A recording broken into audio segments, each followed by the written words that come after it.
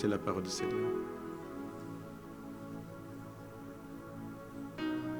Éternel Dieu Tout-Puissant, merci pour ce travail.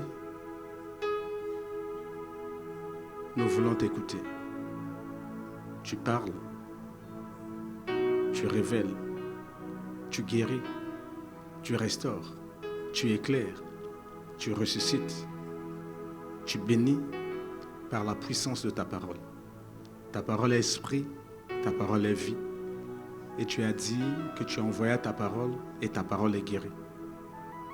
Seigneur, voici l'occasion pour nous d'écouter ta parole. Guéris, restaure, délivre, bénis, relève, ressuscite, sauve par cette parole qui va sortir ce matin. Seigneur, touche nos cœurs. Au nom de Jésus. Amen. Je vais peut-être dire quelque chose qui peut frustrer certaines personnes. Mais ne te sens pas frustré, ne te sens pas visé. Supporte-moi et prends ce que je te dis pour ta bénédiction. Dans certains milieux, j'ai même vu ça ici quelquefois. Quand la parole de Dieu sort avec autorité et puissance, il y a des personnes qui se lèvent pour venir donner les offrandes. Ne le faites pas ici.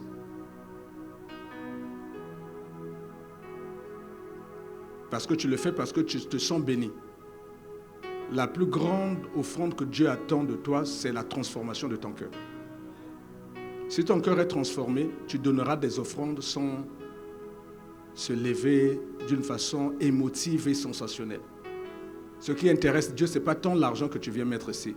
Et pour votre gouverne, pour votre information, Dieu ne descendra jamais compter les billets de banque. Ça, c'est notre affaire ici entre nous les humains. On veut avoir des salles climatisées, on veut avoir des cultes propres, on ne veut pas être locataire, donc on achète des parcelles, on construit, on organise nos cultes. Mais Dieu ne descendra jamais. C'est une affaire des hommes de gérer l'argent. Mais Dieu bénit ceux qui donnent pour faire avancer son œuvre, pour prendre soin de ses serviteurs. Donc ce n'est pas tant ce que Dieu attend de nous. Ce que Dieu attend de nous, tu as écouté une parole qui te bénit, change ta vie. C'est la plus grande offrande que tu peux donner à Dieu. Si ta vie est changée, personne ne te dira de te donner des offrandes. Toi-même, un jour, tu te lèveras. Même le pango pesi. Pourquoi je le dis? Quand quelqu'un prêche, il est connecté au Saint-Esprit. Ce n'est pas la personne qui est devant vous. La personne reçoit un flux continu d'informations qui vient de la part du Seigneur. Je dois vous dire ça comme ça. Ce n'est pas le pasteur, ce n'est pas qu'il a réfléchi, non, il est super intelligent, non. C'est de la part du Seigneur qu'il parle. C'est poussé par l'Esprit que les hommes parlent de la part du Seigneur. C'est la Bible qui dit. Donc il est en contact avec le Saint-Esprit. Il est comme branché à une prise. Toute distraction, tout ce qui le fait sortir de la présence de Dieu, lui fait perdre l'information. Je ne sais pas s'il vous est déjà arrivé de discuter avec quelqu'un d'autre vient te dire quelque chose d'autre, qui te sort carrément. Après, tu commences à lui demander, mais je m'étais arrêté où? On parlait de quoi? Ça existe aussi ici. Et c'est un moyen que le diable a trouvé pour venir troubler la parole. Or, la parole est au-dessus de toute chose. Le tout passera, la parole ne passera pas. Laissons gloire à Dieu et donnons la place à la parole. Tu sens, ça te bénit. L'esprit des prophètes est soumis aux prophètes. D'accord? Donc, tu gardes ton argent. Quand tu auras des offrandes, tu viendras donner des offrandes. Ne mettez pas la distraction. N'arrêtez pas le flux continu. Parce que ce flux-là bénit le peuple de Dieu. Amen. Je le dis pour ma propre honte parce que moi aussi je le faisais. Du temps où je ne connaissais pas ces choses. Maintenant, le Seigneur nous l'interdit. Tu peux dire Alléluia, tu peux dire béni soit le nom du Seigneur. Là où tu es assis, je ne t'empêche pas. Je ne veux pas avoir un auditeur silencieux, non. Tu peux bénir le Seigneur, tu peux t'exclamer. Mais n'arrête pas. Parce que si tu te lèves, tu commences à venir, je risque de te regarder. Et si c'est plusieurs personnes qui le font, je risque aussi de les regarder. À cet instant, mes pensées sortent de la présence de Dieu. Et là, souvent, vous allez maintenant pousser le pasteur à faire du sensationnel. Comme il voit les gens se lever là, lui aussi il commence à ajouter, à faire ses numéros. On n'a pas besoin de ces numéros. On a besoin de la pensée du Seigneur.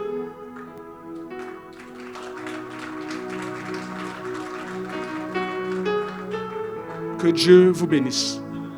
Merci de m'avoir supporté. Éternel Dieu Tout-Puissant, merci. Parle-nous. Inspire et parle au nom de Jésus-Christ. Amen. Frère, tu peux nous envoyer depuis le 7 janvier, je dirais depuis le début de l'année. Dieu nous a dit que cette année, pour cette église, c'est une année de grâce. Et si vous avez remarqué, depuis le début de l'année, toutes mes prédications tournaient autour de la grâce, tournaient autour de la gestion de cette grâce. Parce qu'il y a des gens qui vivent déjà cette grâce, qui l'ont déjà reçue, qui la voient, qui vivent. Il y a des gens qui ont foi, parce qu'ils ont reçu les promesses de Dieu. Il y a des gens qui croient en ce que le pasteur a dit en début d'année, et que cette année, pour eux et pour elles, ça sera une année de grâce.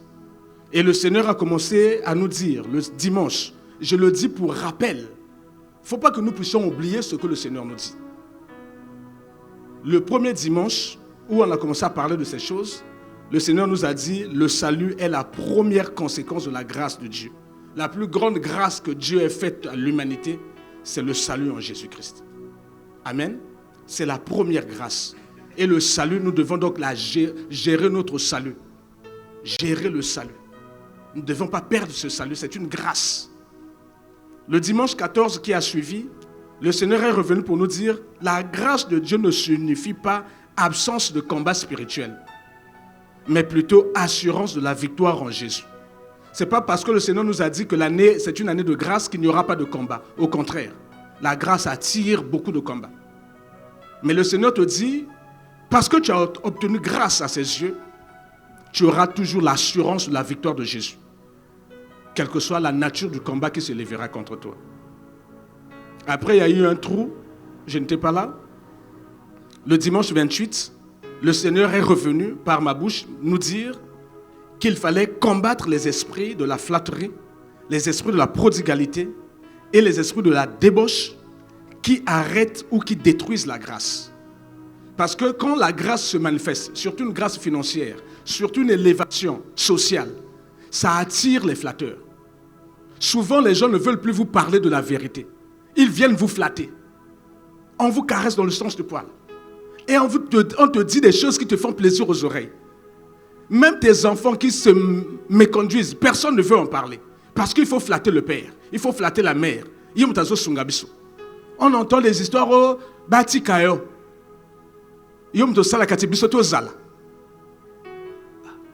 Vous voyez que c'est fait pour que tu puisses donner de l'argent. Mais Dieu n'aime pas les gens qui prennent sa place. Donc la flatterie te poussera à perdre la grâce parce que Dieu va te tourner le dos. Si ce n'est pas la flatterie, c'est la prodigalité. Ce sont les esprits qui te pousseront maintenant à dépenser l'argent sans compter. En lingala, on va dire « apé sa atalate ». Donc quand on dit ça, là, mbongelo kopamba. Donc quand on dit ça, ça te flatte. Mais tu vois une telle personne, à la maison des enfants dormis affamés. La femme a des problèmes à nouer les deux bouts de moi. Mais lui, là où il va prendre la boisson, là, il suffit que l'on chante ses louanges. Et il rentre dans la prodigalité. Il commence à dépenser sans compte. Et tout ça, là où il y a la flatterie, là où il y a la prodigalité, la débauche n'est pas loin. La débauche n'est pas loin. Le dimanche qui a suivi, c'était le dimanche 4 février, le Seigneur nous a demandé encore, parce que nous sommes l'objet de sa grâce, de combattre les esprits de la déloyauté qui arrêtent et détruisent les grâces. La déloyauté, c'est pas très loin de l'infidélité. Et le dimanche dernier, dimanche 18, le Seigneur nous a dit, attention, ton ingratitude attirera la malédiction qui va détruire la grâce de Dieu dans ta vie. Ton ingratitude. On ne peut parler d'ingratitude qu'envers les personnes qui t'ont aidé. Et le Seigneur nous a donné 3 catégories de personnes. Quand, mon frère, ma soeur, tu vas rentrer dans ta grâce, quand tu vas commencer à toucher des sommes d'argent que tu n'as jamais vues, quand tu vas être élevé, où les gens commencent à t'ouvrir les portes, ou les portières, mon frère, ma soeur, tu as beau refuser, quand Dieu décide de la grâce, là, ça va t'arriver. Amen. Des fois, ce n'est même pas toi qui as décidé ça. Dieu le fait dans la vie de ton mari et toi, tu subis maintenant la grâce. Tu as maintenant des chauffeurs, tu as des gardes-corps. Tu n'as jamais demandé ça. Tu es même gêné. Mais ta gêne n'embête pas Dieu. Dieu t'a fait grâce, point. Mais Dieu nous dit attention. Souvent, il arrive que tu développes l'ingratitude. Et il y a 3 catégories de personnes pour lesquelles, si tu rentres dans l'ingratitude, tu perdras ta grâce. Parce que l'ingratitude attirera sur toi la malédiction. La première catégorie, ce sont les parents biologiques, ceux qui t'ont mis au monde. Dieu dit, honore ton père et ta mère. C'est une promesse qui est suivie d'une bénédiction.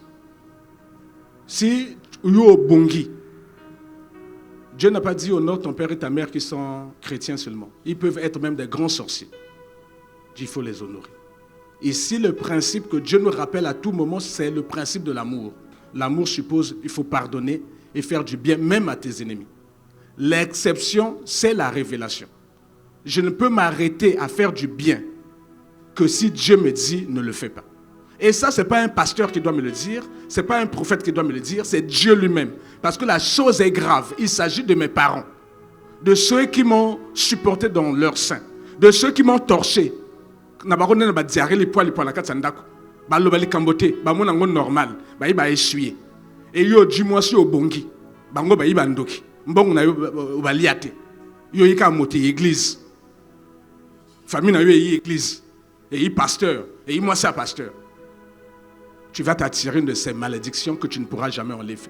Parce que celle-là, c'est Dieu qui va l'appliquer lui-même. La deuxième catégorie de personnes, ne pas être ingrat envers elles.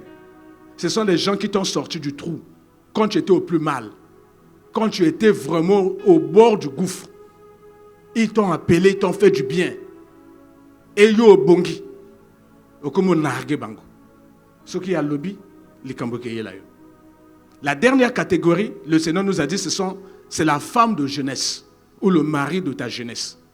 Et à moto et bandana même depuis l'école. Bois ensemble. Yo bongi, oh ya le baka français bien te. Ah, depuis tous les cas, il y a qui même d'une d'apprendre à supporter dans l'école na yo. Yo ke kuno moni boy ba pakula ka soki nini. Ya yi mabe ya le baka français bien te. Ote ya tomo bangé. Il y a joyeux école primaire dans Mboka kuna yo makoleza ki Jakar. Pembe koluta blanc. O ya o bongo sali chic. O bimi moi si médecin. Papa na biso wana yi mabe. Akolobali kambote parce que zo bangala biti wa mama bana.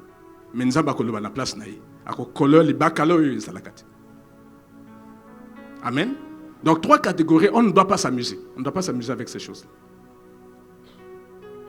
Tout ça, c'est pour que nous puissions mieux gérer notre grâce. Pour que nous ne puissions pas faire des bêtises avec la grâce que le Seigneur va nous donner. Parce que ce qui est plus important, ce n'est pas la grâce. La grâce est mensongère. La beauté est vaine. Mais l'église qui sera louée, la femme qui sera louée, l'homme qui sera loué, c'est celui qui craint l'Éternel. Amen. La grâce est passagère. Donc il faut bien gérer la grâce pour ne pas perdre le salut et la vie éternelle. Amen. Ce matin, le Seigneur nous donne comme thème la réclamation satanique, un moyen puissant pour détruire les grâces des enfants de Dieu. La réclamation satanique.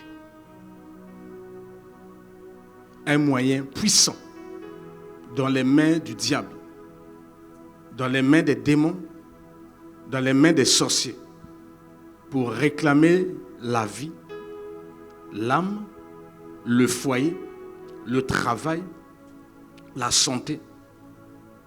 Tout ça, j'ai cité les grâces. La vie, c'est une grâce que Dieu nous donne. La santé, c'est une grâce que Dieu nous donne. Le travail, c'est une grâce que Dieu nous donne. Le mariage, c'est une grâce que Dieu nous donne. Les enfants sont des grâces que Dieu nous donne. Mais on peut réclamer ces grâces par le diable, par les sorciers ou par les démons. Au moyen d'un outil, d'une arme puissante qu'on appelle la réclamation. Amen. Nous aurons le temps, peut-être que Dieu permettra que l'on fasse un séminaire autour de la réclamation. Parce qu'il y a beaucoup de gens qui sont réclamés. Et on doit prier le Seigneur pour briser ces réclamations, pour révoquer ces réclamations. La réclamation satanique, un moyen puissant pour détruire les grâces des enfants de Dieu. Comme à nos habitudes, on a un mot, on cherche toujours à comprendre son sens pour mieux comprendre le sens du thème que le Saint-Esprit nous donne. Le premier mot ici, c'est la réclamation. C'est quoi une réclamation? La réclamation, c'est l'action de réclamer quelqu'un. Si on dit ça, on n'a pas encore dit ce qu'il faut dire. C'est-à-dire, c'est l'action de demander avec fermeté et insistance. Réclamer quelqu'un, c'est demander contre cette personne quelque chose avec fermeté et insistance. Donc la réclamation peut être définie comme étant la demande faite avec insistance, souvent auprès d'une autorité, pour faire reconnaître l'existence d'un droit. Quand on réclame quelqu'un, souvent c'est pour faire valoir ton droit. Par exemple, tu vas voir à la maison, il y a 2 enfants qui sont là, ils regardent la même télé, mais l'aîné brime le petit frère ou la petite sœur. Vous allez voir que l'enfant va se lever pour aller réclamer la grande sœur ou le grand frère auprès d'une autorité. Parce que ça ne peut plus se faire avec le grand frère. Assez agnatillé, assez écrasé, c'est fini. C'est auprès de quelqu'un qui peut influer sur cette personne. Donc souvent, c'est auprès d'une autorité. Et souvent, les réclamations, on les fait auprès du juge ou au PSP. On cherche toujours une autorité qui peut te donner une convocation. Qui peut te faire... Toi, tu vas dire non, rien. Et là, il n'y a rien. Mais la personne dit, ok, comme tu dis qu'il n'y a rien, moi, je vais aller te réclamer auprès d'une autorité. Donc, je vais aller avec insistance auprès d'une autorité pour que l'on me fasse droit. C'est pour faire valoir ton droit qu'il y a des réclamations. Mais ici, on nous parle de les réclamations sataniques. Amen. Réclamation satanique. Satanique ici, c'est un adjectif. Ça qualifie. Ça indique la source, l'origine d'une telle réclamation. Qui est derrière cette réclamation? Si elle est satanique, donc elle vient du monde des ténèbres. Donc elle est présentée devant une autorité. N'oublions pas que la réclamation est toujours présentée devant une autorité. Donc Satan se lève devant l'autorité de ta vie pour chercher à faire droit. Pour faire reconnaître son droit sur toi. C'est ça la réclamation satanique. Quelle est l'autorité de ta vie? Toi qui es chrétien, chrétienne, c'est le Seigneur Jésus, c'est Dieu. Or, la Bible dit que notre Dieu est le juste juge. Je ne sais pas si vous avez déjà lu ça. Devant Dieu se trouve un tribunal. Il est assis sur le tribunal. Chaque jour, Dieu juge. Donc, devant Dieu, souvent, le diable se présente pour réclamer. Parce que le diable reconnaît que Dieu est l'autorité de tous. Il vient faire valoir son droit sur ta vie. Il se présente devant Dieu et il parle. Parce qu'il sait que Dieu est juste. Et dans ses jugements, Dieu ne se trompe pas. Si tu es fautif, Dieu va te condamner. Même étant enfant de Dieu, Dieu va te condamner. Dieu ne fait pas des cas. Nous les humains, nous aimons les cas. Ton enfant a tort, tu lui fais donner raison. Mais Dieu ne fait pas comme ça. Parce que la Bible dit que Dieu est le juste juge. Donc si tu as tort, mon frère, si tu as tort, ma soeur, que dis-je? Si nous avons tort, parce que moi aussi je suis comme vous. Donc nous donnons l'occasion au diable de nous réclamer devant l'autorité suprême qui est Dieu. Frère, envoie-nous le livre d'Apocalypse pour mieux comprendre cela. On va se lever, c'est notre première lecture.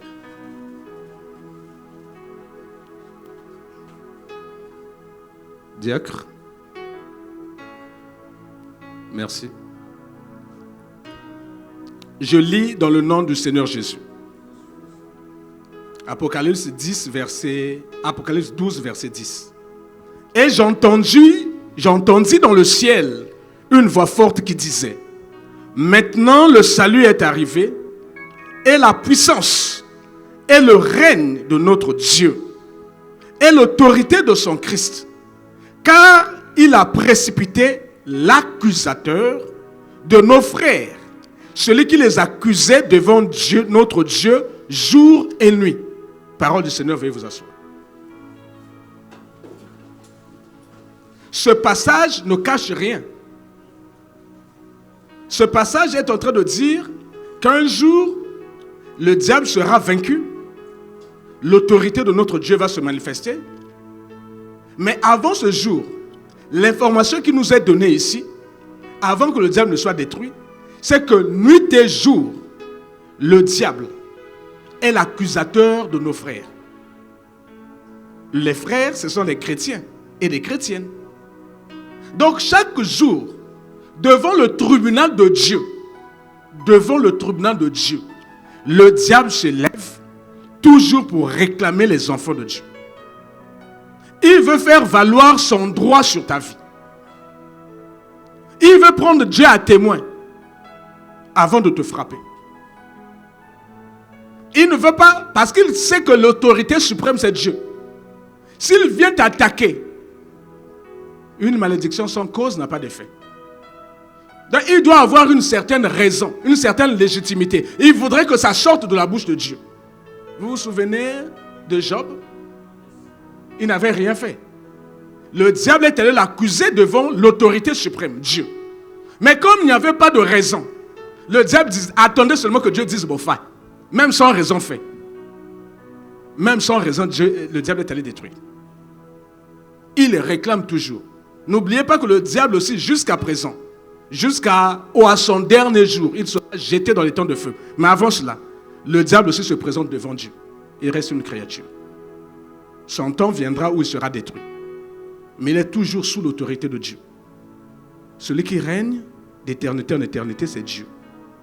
Celui qui est le juste juge, le souverain, c'est Dieu. Même le diable aussi, pour nous accuser, passe devant Dieu. Rien ne peut arriver aux hommes sur terre sans que Dieu n'ait donné son avis. Rien, mon frère. Enlève ça de ta pensée. Dieu connaît tout, voit tout, sait tout.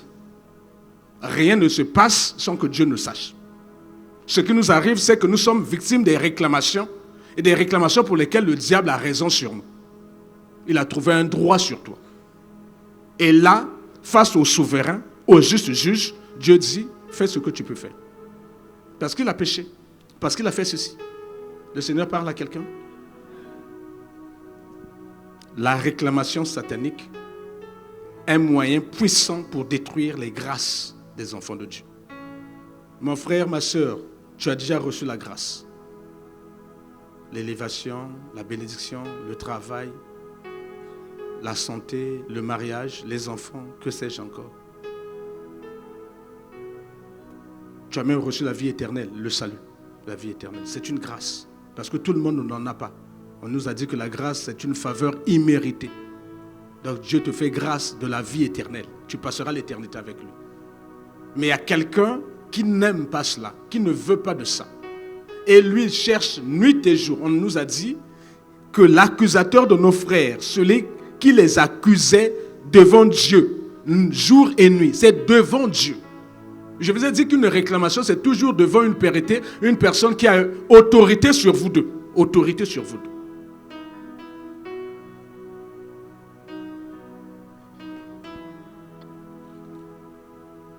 Bien-aimés dans le Seigneur,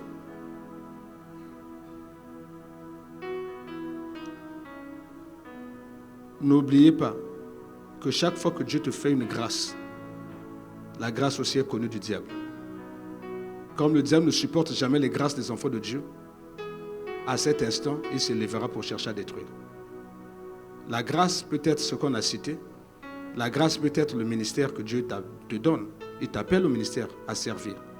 Il sait qu'au travers de ton ministère, plusieurs vies seront bénies. Plusieurs familles seront bénies. Même ta propre famille biologique sera bénie. Ça peut être le mariage. Il sait que derrière ce mariage, c'est aussi une bénédiction qui se profile. Ça peut être le travail. Derrière le travail, c'est des bouches qui seront nourries, des scolarités assurées. Donc ce sont des bénédictions qui se profilent. Donc chaque bénédiction, chaque grâce que le Seigneur promet ou donne à un de ses enfants attire immédiatement le regard, le projecteur du diable sur la personne. Le diable voudra faire échouer cette grâce. Le diable voudra détruire cette personne pour que la grâce devienne sans objet. Parce qu'une grâce n'est grâce que si tu es vivant. Si tu meurs, la grâce cesse, perd son sens.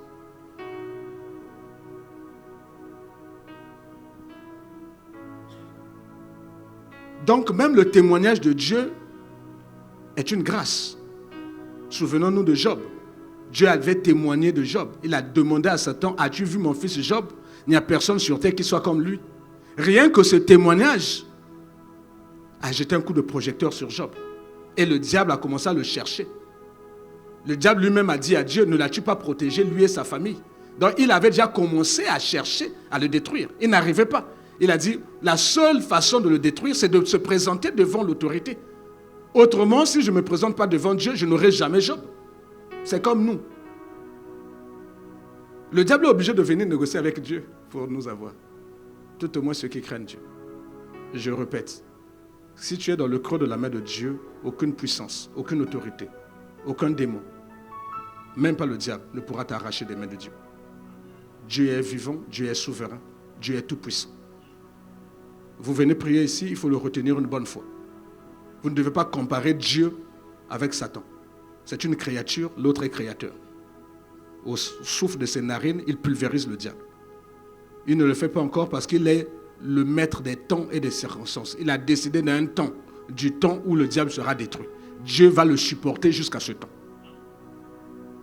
Dieu est le maître des temps. Il ne fait pas les choses au hasard. Il ne fait pas les choses parce que tu pleures maintenant, on doit détruire le diable. Non, le diable a un temps. C'est ce temps-là, quand il va arriver, que le diable va être détruit. Pour l'heure, il est obligé d'être comme une mouche qu'on doit chasser. De temps en temps, il revient, on chasse. De temps en temps. Le Seigneur parle à quelqu'un. Votre Dieu est tout puissant. Ne l'oubliez jamais. Nous allons prendre le cas d'une personne qui avait reçu une promesse puissante dans sa vie. C'est une grâce. Et dès que la promesse est venue dans sa vie, le diable s'est levé. Frère, envoie-nous le livre de Matthieu. Matthieu 16, verset 13 à verset 19. Je lis dans le nom du Seigneur Jésus. Le contexte, c'est que le Seigneur Jésus a demandé à ses disciples, qui dit-on que je suis? Chacun y est allé avec toutes les explications du monde.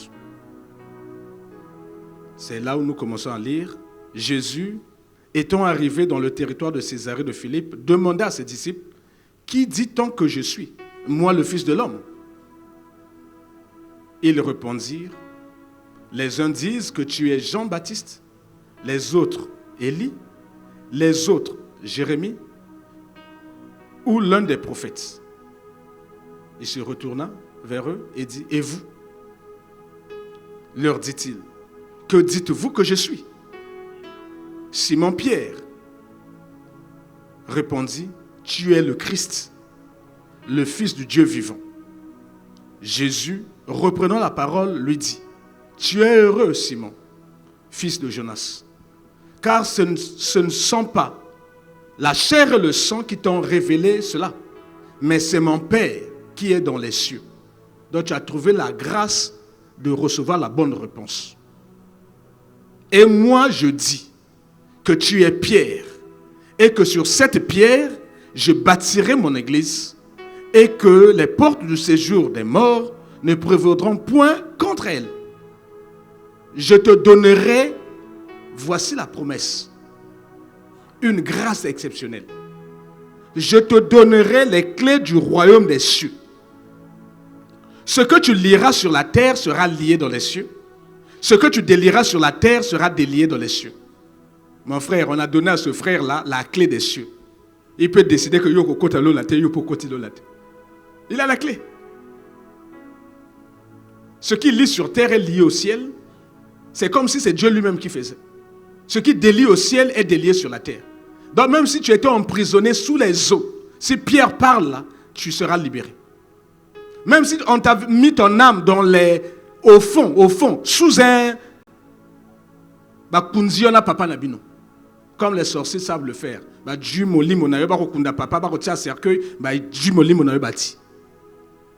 Pierre, par sa prière, va te ramener à la vie. Voici la grâce que ce frère reçut de la part du Seigneur. Quelque chose de phénoménal, d'extraordinaire. On lui a dit que c'est sur toi que je bâtirai mon église. Donc tu seras l'instrument pour conduire l'église, pour bâtir l'église. Vous vous souvenez que Pierre, c'est le premier à avoir tenu un discours. Je crois le même jour, il y a eu peut-être 3000 personnes qui ont donné leur cœur à Jésus. En un seul discours. Il avait reçu les clés pour faire rentrer les gens au ciel. Un seul discours, il a gagné plus de 3000 âmes. C'était trop. C'est tout puissant. Trop puissant. Le diable a commencé à avoir peur de dire, mais il va me faire mal avec ces clés qu'il a reçues. Avec cette grâce-là. Le diable s'est levé. Pour faire quoi? Mais pour réclamer Pierre. Frère, envoie-nous le livre de Luc. Le diable ne se cache pas. Mon frère, ma soeur, si tu as reçu une grâce excellente, parce que toute grâce excellente, tout don parfait vient de Dieu. Toute grâce excellente. Hein, je ne parle pas de l'élévation, mais tu as Dieu qui s'inaye, à comme à Tombami, à Dieu qui s'inaye, à Inala, à ce moment à Gua, à comme Bang Sabato, Wanate, on est élévation en Zambéti. Je parle d'une grâce excellente. Et puis ça a sonité, et puis ça a bomote. Je parle d'un don qui est parfait. Ça vient de Dieu.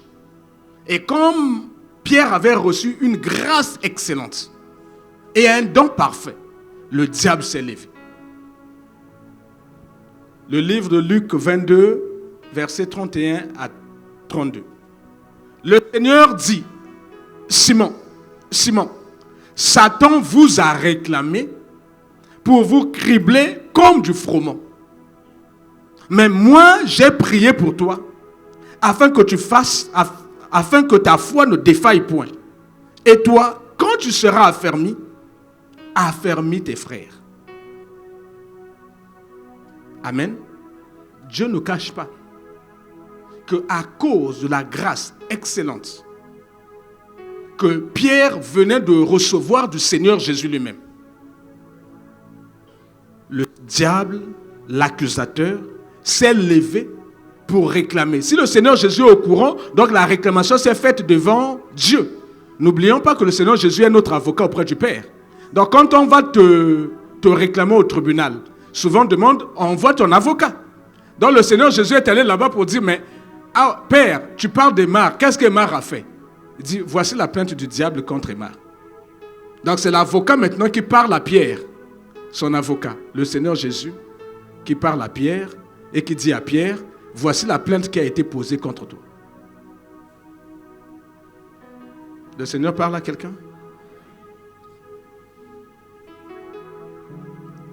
Le Seigneur dit, Satan vous a réclamé, pas seulement toi Pierre, hein, tout le groupe. Mais toi exceptionnellement, parce que toi tu as reçu cette grâce exceptionnelle. Pour vous cribler comme du froment. Le froment, c'est le blé. On fait la farine, après on fait du pain. Le froment. Cribler, si on te dit ça, pour te cribler comme de froment. Il y a des expressions. Cribler quelqu'un de balle. Ça veut dire lui, le tirer et faire plusieurs trousses dans son corps. Cribler veut dire faire plusieurs trous. Je ne sais pas si vous imaginez, vous comprenez l'image que le Seigneur donne à Pierre. C'est-à-dire la volonté du diable de faire mal. Il ne fait pas à moitié. Quand le diable décide de faire mal, là, il faut demander à notre frère Job. Il ne fait pas les choses à moitié. C'était pour cribler. Et j'étais obligé, un peu curieux, de demander au Seigneur de me donner le sens de cribler. Je suis allé dans les dictionnaires, après le Seigneur m'a donné le vrai sens qu'il pense de cribler. Cribler, c'est atteindre quelque chose ou le corps de quelqu'un en de très nombreux endroits. Donc, quand le diable voit une grâce dans ta vie, s'il veut t'attaquer, mon frère, tu peux voir maintenant des combats sortir de tous côtés. Des problèmes venant de tous côtés.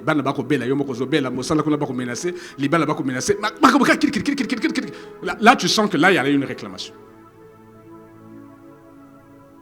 Criblé, criblé.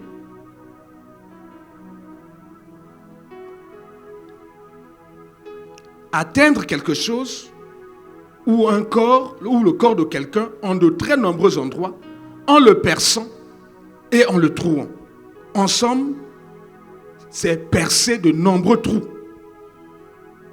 Cribler quelqu'un par des flèches. Il a été criblé de balles. On entend souvent ça, criblé de balles. C'est-à-dire, on l'a tiré. Une seule balle le tuait. Mais pour voir la méchanceté de ces gens-là, on ne peut même pas retrouver un corps. C'est-à-dire, on a mitraillé la personne. Tu sais, une seule balle dans la tête de la personne meurt. Mais il fallait le cribler de balles. La personne n'est même pas identifiable. C'est ce que le diable veut faire avec plusieurs d'entre nous ici, parce que nous avons reçu la grâce du Seigneur. Donc, grâce est comme ça, aveugleté. Grâce est ça, milangwate. Que la grâce ne te rende pas aveugle. Que la grâce ne te rende pas ivre. Sois lucide, mon bien-aimé. Sois lucide. C'est pas parce que tu as l'argent, parce que tu es élevé, parce que tu as ci, tu as ça, que tu oublies les principes même de Dieu, que tu oublies la parole de Dieu, que tu vas te vautrer dans le péché. Mon frère, toi, tu es en train de créer des conditions pour que le diable te crible, t'attaque de tous côtés. Mais ta vie sera maintenant une vie avec des trous, avec des trous, avec des trous, avec des trous. Même pour cette église et que si là, tu vas fuir l'église. Parce que tu as trop de problèmes. Et tu vas aller encore ajouter d'autres problèmes en allant encore chez les féticheurs. Et ça sera la totale. Il y a encore une autre expression autour du verbe cribler. C'est l'expression passer au crible. On entend souvent ça. Hein? Il a été criblé de balles, on comprend ce que c'est. Mais on peut dire aussi passer au crible. On a passé au crible son dossier. Ça veut dire examiner une situation dans le détail. Pour en rechercher les origines, les causes, les défauts, les avantages ou les inconvénients ou les problèmes. Passer au crible quelqu'un, c'est examiner la vie de cette personne dans les détails. Le diable vous a réclamé pour vous frapper, pour vous cribler comme du froment. Il y a une machine qui est comme un yangeche. Vous voyez bien yangeche, non? Tami. Ah! Quand le poteau, vous voyez bien ta yangeche. Hein, frère, yangeche, c'est tami. Il faut tamiser là. Voilà. Donc, on fait passer le blé par le tamis pour que les graines tombent et que la saleté reste. Donc, c'est au détail. Passer la vie de quelqu'un en crible, c'est vérifier, checker la vie de cette personne. Bien aimé, on a lu dans le livre d'Apocalypse que le diable accuse nos frères. L'accusateur, là, c'est de nuit comme de jour. Il n'y a pas de répit. Donc, ta vie, mon frère, peut-être que toi, tu ne le sais pas, est examinée par le diable au détail. Au détail. Il est en train de chercher les moindres fautes. Il est venu dans la vie de Job, il a cherché le détail, le détail. Même là, il n'avait pas trouvé. Il était obligé d'aller accuser, même sans raison. Vous savez qu'il y a des gens aussi qui peuvent t'accuser sans raison. Vous n'avez jamais vu quelqu'un qui achète une parcelle, ta parcelle. Toi, tu es le premier. Tu as même tes papiers. C'est lui qui va encore t'accuser. Même sans raison, mais lui, il va t'accuser. Il y a des gens qui sont comme ça. C'est ce qu'est le diable.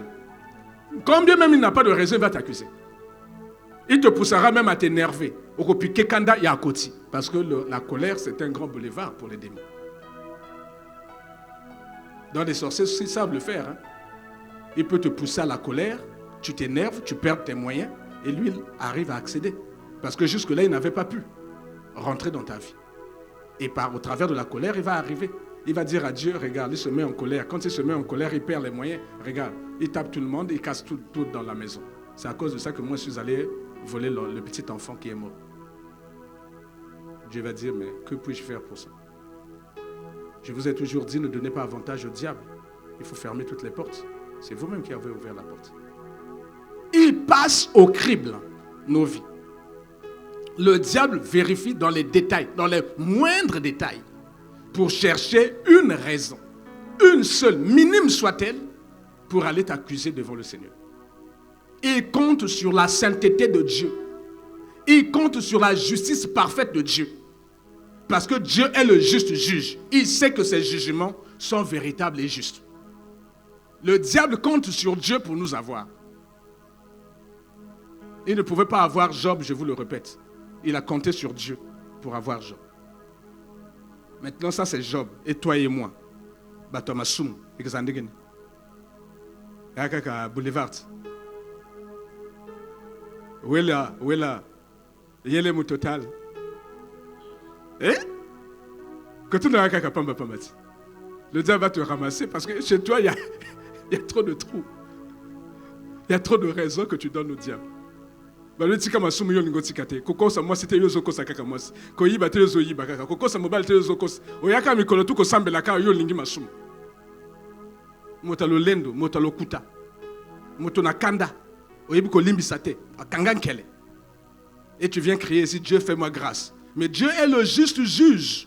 Devant son saint tribunal, il y a quelqu'un qui vient vous accuser de jour comme de nuit. Il cherche la moindre occasion. Ne donnez pas avantage au diable. C'est ce que le Seigneur dit. Mais nous donnons avantage au diable. Par 1001 moyens. Voilà pourquoi nos vies sont réclamées. Le Seigneur Jésus voulait seulement dire que faites attention, vos vies sont passées au crible. Le diable check vos vies chaque jour. Le diable connaît même des choses dans ta vie que toi tu as oubliées, mais lui n'a pas oublié. Ces choses sommeillent en toi et le diable attend l'occasion favorable pour te faire tomber.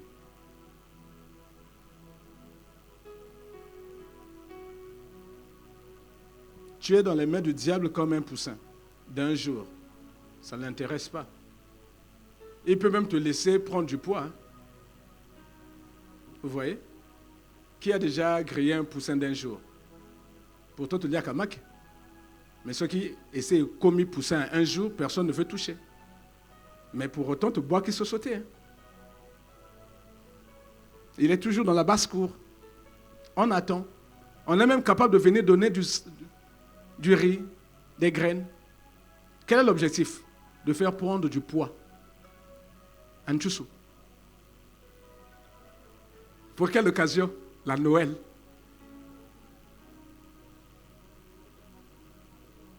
C'est ce que le diable fait avec nous.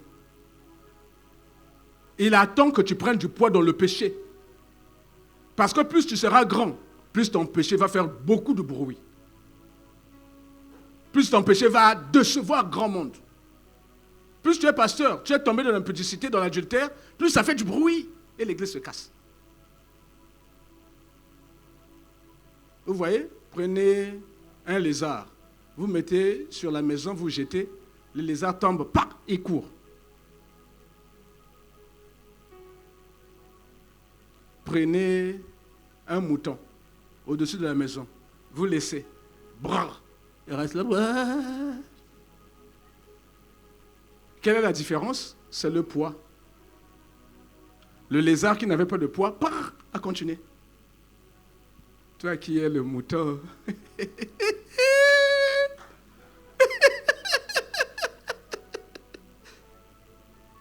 Appelez ce petit mafout ami que la carte a pêché là, Yohan. Ligiago, hein? Tu aimes ça? Et continue, je t'encourage. Les réclamations, mon frère. Les réclamations, ma soeur. Le diable est là chaque jour. Il réclame. Il passe nos vies au crible. Il regarde dans les détails. quand il trouve l'occasion, il va devant le Père pour nous réclamer. Comme Dieu est juste dans sa justice. Nous avons côté la yote.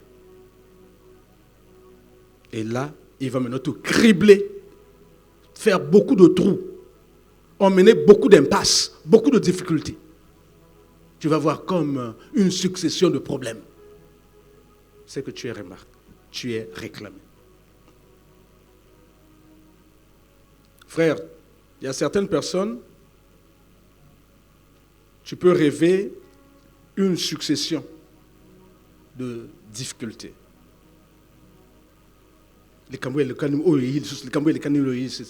C'est le signe des réclamations. Tu es réclamé. Il y a quelqu'un qui veut de ta mort, qui veut de tes difficultés. Ça arrive souvent, moi, tu vois quelqu'un, une succession d'accidents. Oh, moi, quelle affaire. C'est qu'il y a quelqu'un qui a décidé de sa mort au travers d'un accident.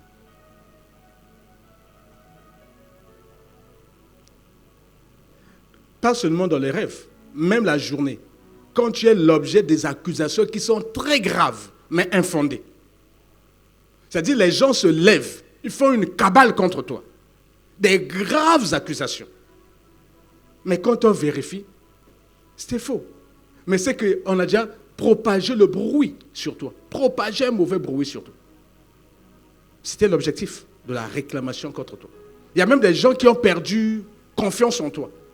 Parce qu'ils ne savent pas ce qui est advenu de ce sujet. Ils ont entendu seulement que tu avais fait ci, tu avais fait ça, c'était grave. Ils ont balancé ça dans les réseaux sociaux. Une accusation aussi grave. Quand on vérifie, mais le mal est déjà fait. C'était égratigner ta notoriété. D'autres rêves, de plus en plus de rêves où on te poursuit la nuit. On te poursuit la nuit. C'est-à-dire, mais quels sont ces rêves? Mon frère, tu es déjà l'objet des réclamations. C'est un langage que Dieu est en train de te dire que j'ai reçu ici un dossier pas bien pour toi. Le Seigneur parle à quelqu'un. Au travers des rêves, le Seigneur nous parle. Hein? Amen. Dieu parle tantôt d'une façon, tantôt d'une autre. On est en train de te dire, ici, il y a un dossier embêtant qui est déposé ici au niveau du Saint Tribunal de Dieu contre toi. Ah, il faut se lever. Si tu ne te lèves pas, si le Seigneur Jésus, ton avocat, parce que nous n'avons pas d'autres avocats que le Seigneur Jésus, si lui ne se lève pas en ta faveur, parce que ici le Seigneur Jésus nous a dit, mais moi j'ai prié pour toi afin que ta foi ne défaille point. Il n'y avait personne pour prier pour Pierre et ses compagnons, si ce n'est que Dieu lui-même et le Seigneur Jésus. Donc si tu ne viens pas auprès de ton avocat exposer tes problèmes, présenter un exposé de motifs pour dire tout ce qu'il est dit contre moi là est faux. Si tu ne viens pas devant le Seigneur Jésus te repentir pour couper court au diable, parce que la Bible dit que celui qui cache ses transgressions ne prospère pas, mais celui qui les avoue et les délaisse obtient miséricorde. Donc tu as péché, tu as avoué. Donc quand le diable vient présenter son dossier, le Seigneur Jésus aussi vient.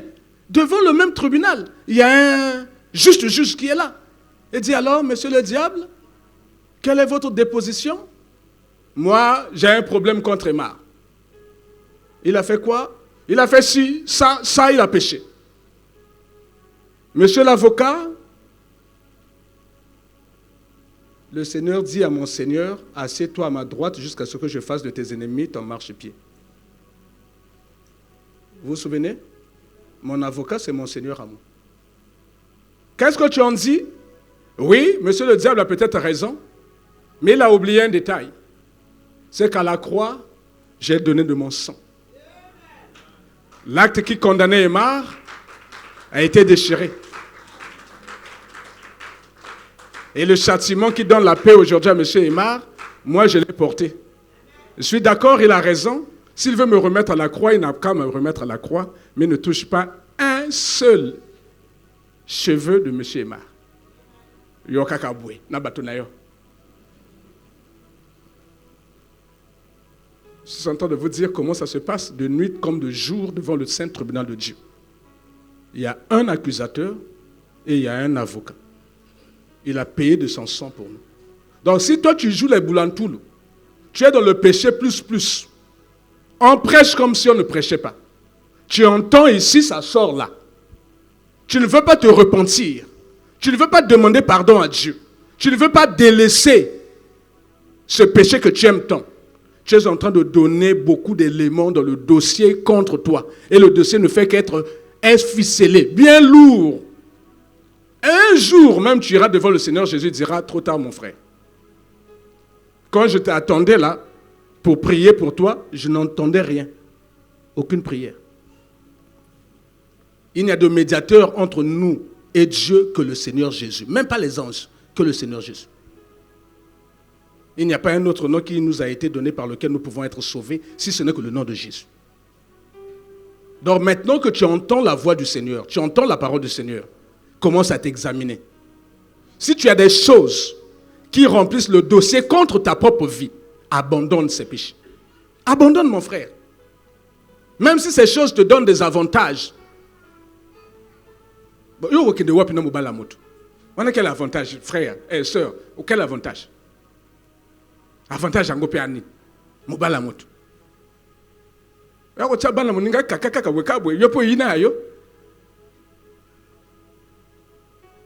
Ça, c'est pas un avantage, ça te conduit en enfer. Abandonne ça. Tu vas aller où avec l'argent volé? Quand tu voles là, tu vas aller où avec ça? Ça ne fait qu'alourdir ton dossier que le diable va présenter un jour devant le Seigneur. Je vous ai dit que le diable attend le moment favorable. Attends le moment où même le Seigneur Jésus dira, ah, là je ne peux pas. Je ne peux pas. Je vous ai aimé, mais là non.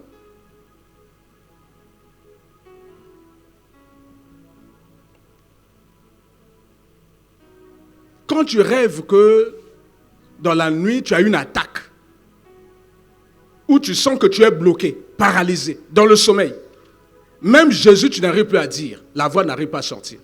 Tu n'arrives pas à bouger le pied. Et quand tu sors de là, tu sursautes. Mon frère, tu es déjà l'objet des attaques là, ma soeur. Tu attends quoi pour te lever dans la prière et aller voir ton avocat? Quand tu as un problème, les blancs nous montrent les choses. Hein. Quand tu as un souci, tu vas prendre un avocat qui va parler de ta part. Nous, on en a un avocat. Frère, envoie-moi le livre de 1 Jean.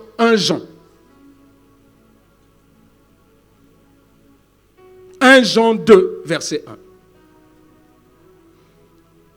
Mes petits enfants, je vous écris ces choses afin que vous ne péchiez point.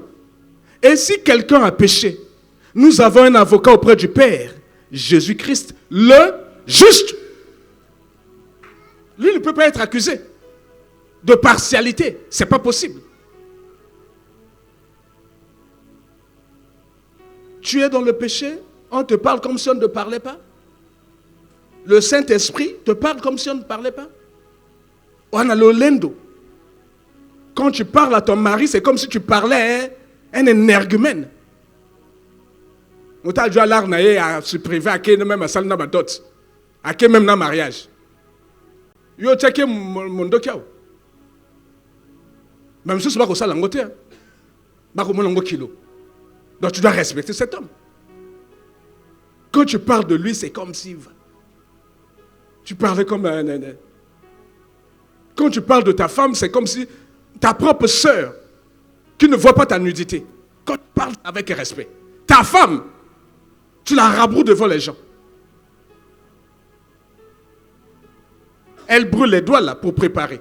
Kaka moi, mungwele ki moke. Avec les invités à table, tu trouves les défauts à ta femme. Mais yomo qui n'a cuisine tes poils. Toi qui es le grand cordon, le cordon bleu, il faut aller à la cuisine. Ça arrive à tout le monde. Et là, tu la ramasses devant les gens. Tu dis, ah, cher ami, si je savais, tu n'aurais pas dans un resto. Donc, on peut se dire,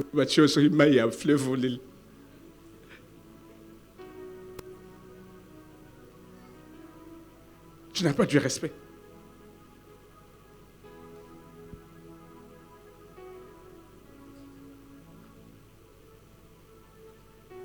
quand tu vis de plus en plus une succession d'humiliations qui se banalise. C'est-à-dire, ton mari t'humilie dans la maison. Mais c'est devenu normal pour même la famille. Ça n'émeut plus personne. Ta femme t'humilie dans la maison. Tu expliques à ses parents. C'est comme si, comment vacciner? Votre fille, quelqu'un se déplace pour venir vous parler d'elle. Et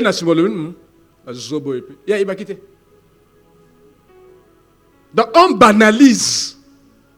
C'est que votre mariage est déjà l'objet d'une réclamation.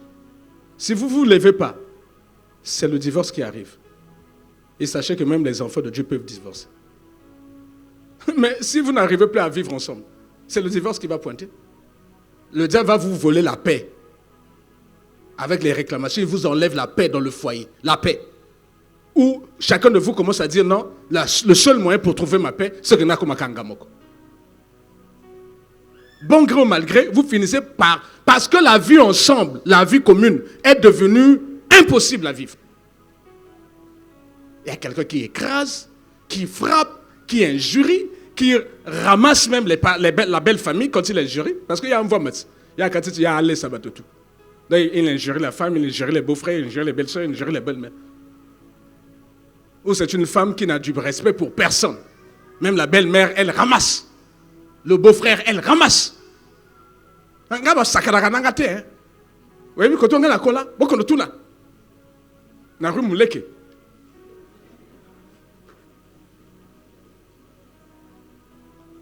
Quand tu vas bête à l'hôtel, le bloc a bien dit,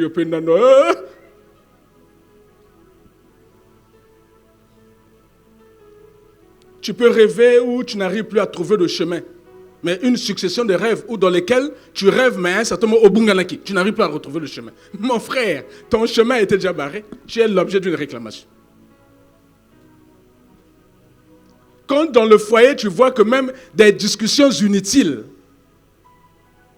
banales, finissent par s'enflammer et prendre des proportions. Oh! Vous avez même honte d'expliquer à quelqu'un qui vient d'arriver comment est-ce que cette discussion a commencé. Parce que vous regardez vous-même entre nous. C'est pas sérieux. Tout ça pour ça. Pourquoi les Kanaki? Le mari a dit non à Kanaki gauche. Moi, ça lui dit, oh, il y a bien été à Kanaki droite. Ça a suffi pour enflammer une maison. Le Seigneur parle à quelqu'un. C'est que le foyer est déjà réclamé. Dans tous les foyers, il y a des discussions. Mais les foyers de Dieu trouvent toujours la paix. La Bible dit que le soleil ne se couche pas sur ta colère. Donc en réalité, dans tout foyer des chrétiens, avant de dormir, vous avez déjà trouvé la solution à votre contradiction. Et ici, j'ai toujours dit, il n'y a pas de honte. Quand tu as tort, même si tu es le mari, ne mets pas les galants. Tu as tort, mon frère, tu as tort, tu as tort. Ne mets pas les galants. Dis à ta femme, ma chérie, j'ai eu tort, excuse-moi. Une réponse douce calme la colère. Une parole insensée excite les colères. Tu es la femme au lieu de... Oh, FM.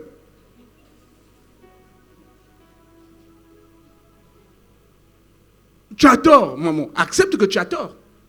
Calme les choses. Il y a des femmes qui elles n'ont jamais tort.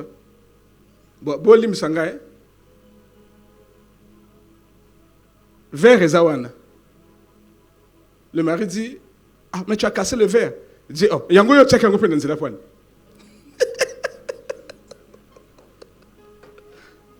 Elle n'a jamais tort. Elle va trouver un moyen pour te retourner. En faisant ça, tu es en train de donner les éléments au diable pour le dossier là-bas. Peut-être toi, tu t'amuses avec ton mari là. Mais il y a quelqu'un qui constitue. Il passe au crible vos vies. Il constitue dossier par dossier. Un jour, discussion avec Père Napalais. Même préhistoire, Sima. Qui père, Azo se rappelait tant que ma fiancée. Moi, ça se rappelait tant que Benga qui a le baki. Naïbaki, et Benga au Benga qui a bien. Oh, comment c'est ça qui a bien été? Moi, quand on a Benga, je savais que toi, tu n'étais pas sérieux. Les réclamations. Allez fouiller dans l'eau baissante. Beaucoup de foyers se sont cassés pour des histoires bêtes comme ça. Ils ont même honte d'expliquer aux gens pourquoi ils se sont battus. Honte d'expliquer aux gens pourquoi ils se sont querellés. Parce que le sujet n'en vaut pas la peine. Mais c'est que derrière se trouvent des esprits qui sont en train d'influencer vos esprits comme des marionnettes.